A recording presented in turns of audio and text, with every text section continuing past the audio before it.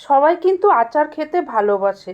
অনেকে বাড়িতে বানিয়ে অনেক রকম আচার রেখে দেয়, আবার অনেকে না বানিয়ে কিনে রেখে দেয়।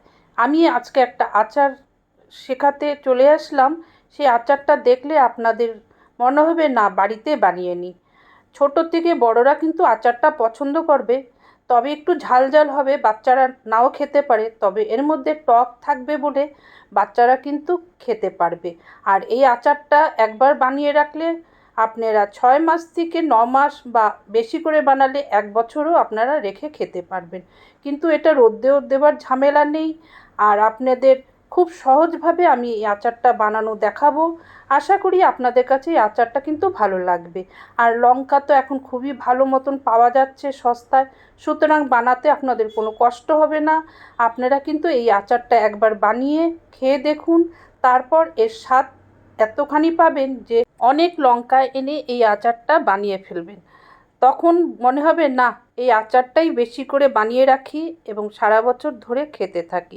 কারণ লঙ্কার আচার অনেক রকম হয়, এই আচার যে আমি বানাবো একেবারে আলাদা ধরনের। আর লঙ্কার আচার খেতেও ভালো লাগে। আর ভাত বলুন, ডাল বলুন, বা রুটি দিয়ে বলুন, পরোটা দিয়ে বলুন, সব দিয়ে কিন্তু খেতে ভালো লাগবে। নমস্কার বন্ধুরা, স্বাগতম আজকের আমার এই ভিডিওতে সকল বন্ধুদের। আপনারা ভিডিওটি স্কিপ ছাড়া দেখুন। আমি এখন শুরু করছি। যা যা লাগবে: 150 গ্রাম রসুন আমি ভালো করে ধুয়ে কোয়াগুলো ছাড়িয়ে নিয়েছি। আর 50 গ্রাম নিয়েছি আদা। এই আদা আর রসুন কিছুটা পেস্ট করে নিব, আর কিছুটা আস্ত রেখে দিব। খুব ভালো পেস্ট করতে হবে কিন্তু না, সামান্য একটু পেস্ট করতে হবে। আর এখানে 1 কেজি কাঁচা লঙ্কা ভালো করে ধুয়ে ভালো করে একটা কাপড়ে মুছে নিয়ে ছোট ছোট করে কেটে নিয়েছি, আর যতটা পেরেছি বিচিগুলো ফেলে দিয়েছি। এদিকে আমি যে মশলাটা তৈরি করব, এখানে আছে 3 চামচ জোয়ান, 2 চামচ মেথি, 5 চামচ ধইনা মানে গোটা ধইনা, জিরা 5 চামচ, আর নিয়েছি 1 কাপের একটু কম মৌরি। গ্যাসের আঁচ একদম লো মিডিয়ামে রেখে এটা লাল করে একটু ভেজে নিব। আর যাতে না পুড়ে যায় অনবরত কিন্তু খুন্তি দিয়ে নাড়িয়ে নিচ্ছি। আচারে অনেক রকম মশলা দেওয়া হয়, এর মধ্যে কিন্তু আমি মৌরিটা একটু বেশি দিয়েছি, এতে কিন্তু স্বাদটা বেশি ভালো হবে। আর খুব ভালো করে যখন আমি ভেজে নিব, তারপর ঠান্ডা হলে পরে আমি এটাকে মিক্সিতে পিষে নেব। আমি এখন একটা কড়াইয়ের মধ্যে সর্ষা তেল দিয়ে দিলাম আধা কাপ, 1 চামচ দিয়ে দিলাম হিং। হিঙের গন্ধটা কিন্তু আচারের মধ্যে খুব ভালো লাগে। এখন যেই পেস্টটা আমি করে রেখেছি মানে রসুন আদার, সেটা আমি দিয়ে দিলাম। এটা লাল করে কিন্তু ভেজে নিব যাতে কাঁচা গন্ধটা না থাকে, আর আচারটা যাতে নষ্ট না হয় সেরকমভাবে কিন্তু ভালো মতন ভেজে নিচ্ছি। আর তেলের পরিমাণটা আপনারা বুঝে নেবেন, তবে তেলটা আমি মাপ করে দিয়েছি যতখানি এই আচারের দরকার।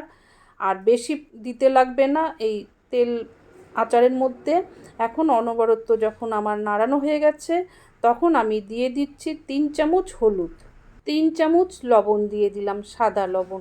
এটা দিয়ে আবার অনবরত নাড়িয়ে যাব।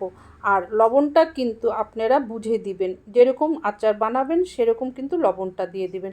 এখন দিয়ে দিলাম 2 চামচ বিট লবণ। বিট লবণ দিলে পরে কিন্তু আচারের স্বাদটা কিন্তু দ্বিগুণ বেড়ে যায়। এখন আমি দিয়ে দিচ্ছি সেই কাঁচা লঙ্কা কেটে রাখা, এগুলো দিয়ে এখন অনবরত কিন্তু ভালো করে নাড়িয়ে যেতে হবে। আর কাঁচা লঙ্কার ভিতরে যাতে মশলাগুলো ঢোকে সেদিকে খেয়াল রেখে অনবরত নাড়িয়ে যেতে হবে। আর কিছুটা রসুন আদা যে রেখেছিলাম আলাদাভাবে সেটা দিয়ে দিলাম। 2 চামচ দিয়ে দিচ্ছি আমচুর পাউডার। আমচুর পাউডার এটার মধ্যে দিতেই হবে, তাহলে টক টক হবে খেতে।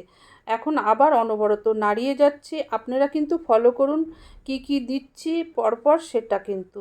আর এই আচার আপনারা বানাবেন যখন, তখন খেয়াল রাখবেন যাতে নিচে না পুড়ে যায়। পুড়ে গেলে কিন্তু এই আচারটা একেবারেই খেতে ভালো লাগবে না। আর 3টা লেবু ভালো করে ধুয়ে রেখেছি, এটার খুব ভালো বিচি ছাড়িয়ে রস বানিয়ে নেব। এখন সেই রসটা আমি দিয়ে নিচ্ছি, যাতে একটা বিচি না থাকে সেরকমভাবে কিন্তু ছাঁকনির মধ্যে ছেঁকে নেবেন। আরও টক হয়ে গেল, তাহলে ঝাল টক মিলিয়ে কিন্তু এই আচারটা তৈরি হবে। এখন দিয়ে দিচ্ছি, যাতে আচারটা অনেক দিন ভালো থাকে, 1 কাপ ভিনিগার। ভিনিগারটা কিন্তু খুব বেশি দিতে হবে, 1 কেজিতে 1 কাপ। আপনারা 2 কেজিতে হিসাব করবেন, আধা কেজিতে হিসাব করে কিন্তু সেরকম দিবেন। আর ভিনিগারটা বেশি দিলে পরে আচার ভালো থাকে, সবাই জানে।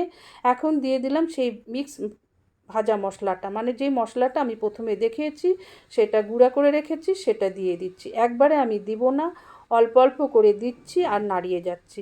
এর আগেও আমি অনেকগুলো লঙ্কার আচার রেসিপি আমি চ্যানেলে শেয়ার করেছি, আরও আচার আমি শেয়ার করেছি। আপনাদের দেখতে ইচ্ছা করলে আমার চ্যানেলে দেখে নেবেন। আশা করি এই আচার দেখে কিন্তু আপনাদের লোভ এসে গেছে, বাড়িতে কিন্তু একবার বানিয়ে দেখুন। অনবরত কিন্তু আমি নাড়িয়ে যাচ্ছি। গ্যাসের আঁচটা মিডিয়াম রাখবেন, তাহলে কিন্তু ভালো হবে।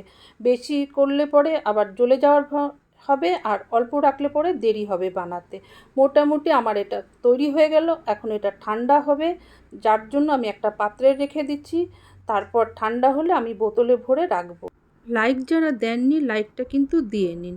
আর যারা ইউটিউব চ্যানেল থেকে আমার এই ভিডিওটি প্রথমবার দেখলেন, দেখে আচারটি যদি ভালো লাগে, তাহলে অনুরোধ রইল আপনারা চ্যানেলটিকে সাবস্ক্রাইব করে তার সাথে বেল বটন অন করে দিবেন এবং আমার সাথে থাকবেন। এর ফলে আপনাদের নোটিফিকেশন যাবে, আপনারা এসে নতুন নতুন রান্না দেখে শিখে বাড়িতে বানাতে পারবেন।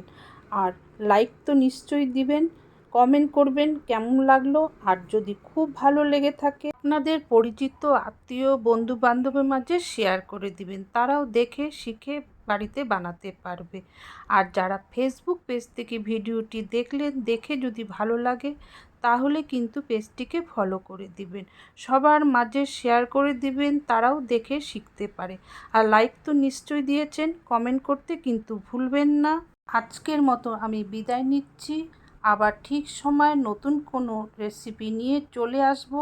ততদিনে আপনার অপেক্ষা করুন। ভালো থাকুন, সুস্থ থাকুন এবং সবাইকে ভালো রাখুন। অনুরোধ রইল আপনারা একবার অন্তত এই আচারটা বানিয়ে খেয়ে দেখুন। এতক্ষণ যারা আমার ভিডিওটি দেখলো, শিখলো, তাদের জানাই অনেক অনেক ধন্যবাদ।